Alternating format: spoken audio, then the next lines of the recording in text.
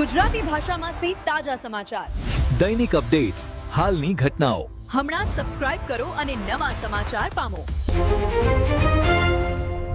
થરાદના ગણેશપુરામાં ખેડૂતની હત્યાનો ભેદ કલાકોમાં ઉકેલાયો. પત્ની પ્રેમી અને તેના ભાણેજે મળી ગળું દબાવી ખેડૂતને મોતને ઘાટ ઉતાર્યાનો આરોપ. મૃતકની બે માસૂમ દીકરીઓની હિંમતથી પોલીસ આરોપી સુધી પહોંચી. થરાદ તાલુકાના ગણેશપુરા ગામમાં ખેડૂતની હત્યાના બનાવે સમગ્ર પંથકમાં ચકચાર મચાવી છે. ગળું દબાવીને કરાયેલા હત્યાનો ભેદ પોલીસે ગણતરીના કલાકોમાં જ ઉકેલી કાઢ્યો છે. આ કેસમાં પોલીસે મૃતકની પત્ની, તેના પ્રેમી અને પ્રેમીના ભાણેજની ધરપકડ કરી વધુ તપાસ શરૂ કરી છે. પોલીસના જણાવ્યા મુજબ મૂળ ઈઢાટા ગામના રહેવાસી અને હાલ ગણેશપુરા ગામની સીમમાં ભાગીદારીથી ખેતી કરતા ગમાભાઈ વાઘાભાઈ ઠાકોરનું 8 જુલાઈની મધરાત્રિએ શંકાસ્પદ સંજોગોમાં મોત થયું હતું. શરૂઆતમાં બનાવ સામાન્ય મૃત્યુ હોવાનું દર્શાવવાનો પ્રયાસ કરવામાં આવ્યો, પરંતુ મૃતકની બે દીકરીઓએ સમગ્ર ઘટનાની હકીકત પરિવારજનોને જણાવતા મામલો હત્યાનો હોવાનું બહાર આવ્યું. તપાસ દરમિયાન સામે આવ્યું છે કે મૃતકની પત્ની નર્મદાબેન ઉર્ફે નબાબેન ઠાકોરને પ્રેમજીભાઈ કાળાભાઈ પટેલ સાથે પ્રેમ સંબંધ હતો. ઘટનાની રાત્રે પ્રેમજીભાઈ અને તેનો ભાણેજ મુકેશભાઈ માવાભાઈ ઠાકોર નર્મદાબેનને મળવા આવ્યો, જે દરમિયાન ગમાભાઈ જાગી જતા બોલાચાલી થઈ હતી. આરોપ મુજબ બોલાચાલી ઉગ્ર બનતા નર્મદાબેને લાકડાના પાટિયાથી હુમલો કર્યો, જ્યારે પ્રેમજીભાઈ અને મુકેશભાઈ દોરડાથી ગળું દબાવી ગમાભાઈની હત્યા કરી નાખી. હત્યા બાદ ઘટનાને અકસ્માત કે સામાન્ય મોતનું સ્વરૂપ આપવા માટે મૃતદેહને ખાટલા પર ગોઠવી દેવામાં આવ્યો. મૃતકની બે દીકરીઓ રિંકલબેન અને અંજલિબેન આ સમગ્ર ઘટનાની નજરે જોનાર સાક્ષી હતી. બંને પોતાના કાકા સુરેશભાઈ વાઘાજી ઠાકોરને મધરાત્રિએ બનેલી ઘટનાની જાણ કરી. દીકરીઓ પાસેથી મળેલ માહિતીના આધારે સુરેશભાઈએ થરાદ પોલીસ મથકે ફરિયાદ નોંધાવી.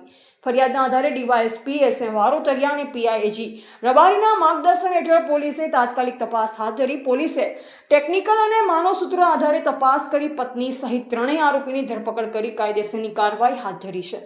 પોલીસ સૂત્રોના જણાવ્યા અનુસાર મહિલા આરોપીને કાયદાકીય જોગવાઈ અને ઓળખ પરેડની પ્રક્રિયાને ધ્યાને રાખી મીડિયાથી દૂર રાખવામાં આવી હતી. સમગ્ર મામલે થરાદ પોલીસ વધુ તપાસ ચલાવી રહી છે. એવા રાણાભાઈ પારેખી, વાવ, થરાદ. તારીખ 8/7/26 ના રોજ બનેલ બનાવની વિગત આ મુજબ છે કે ગેમાભાઈ વાઘાજી ઠાકોર કે જેઓ કાના ભાવા પટેલને ત્યાં ભાગ્યા તરીકે છેલ્લા 4 વર્ષથી પરિવાર સાથે રહેતા હતા અને તેમને ત્યાં ખેતર ખેડવા સારું પ્રેમજી કાળા પટેલ સાંજે 7 વાગ્યાની સુમારે આવે છે અને ગેમાભાઈ ખેતર ખેડવા માટે જતા રહે છે. અને તે દરમિયાન પ્રેમજી કાળા પટેલ અને નર્મદાબેન ઉર્ફે નબાબેન ગેમાભાઈ ઠાકોર બંને ત્યાં વાતચીત કરતા હોય છે. તે દરમિયાન મુકેશ માવજી કોડી ઠાકોર તે પણ ત્યાં આવે છે અને મોડી રાત્રે ગેમાભાઈ પરત ફરતા આ બંનેને ત્યાં જોઈ અને એકદમ ઉશ્કેરાઈ જાય છે અને તેમની સાથે ઝઘડો થાય છે. તે દરમિયાન નર્મદાબેન ઉર્ફે નબાબેને પડેલ પાટિયું તેમના માથા ઉપર મારે છે અને જેના કારણે તેઓ જમીન પર પડે છે અને સાથે રહેલ બંને શખ્સો તેમને ખાટલા ઉપર લઈ અને એક રસ્સી તેમના ગળામાં બાંધી દે છે અને બંને સામસામે ખેંચી અને એમને ગળા ટૂંકો આપે છે અને તે મરણ જાય છે. ત્યારબાદ સવારે 7 વાગ્યાના આસપાસ મુકેશ માવજી ઠાકોર ફરિયાદીને ટેલિફોનિક જાણ કરે છે અને ફરિયાદી અન્ય 6 શખ્સો સાથે જે તેમના સગા સંબંધીઓ છે તેમની સાથે બોલેરો ગાડી લઈ અને ઘટના સ્થળે પહોંચે છે અને ત્યાં તે ગામના સરપંચ કરશનભાઈ દરજી પણ હાજર હોય છે અને તેઓ પોલીસને જાણ કરે છે અને સમગ્ર ઘટના બાબતે જણાવે છે.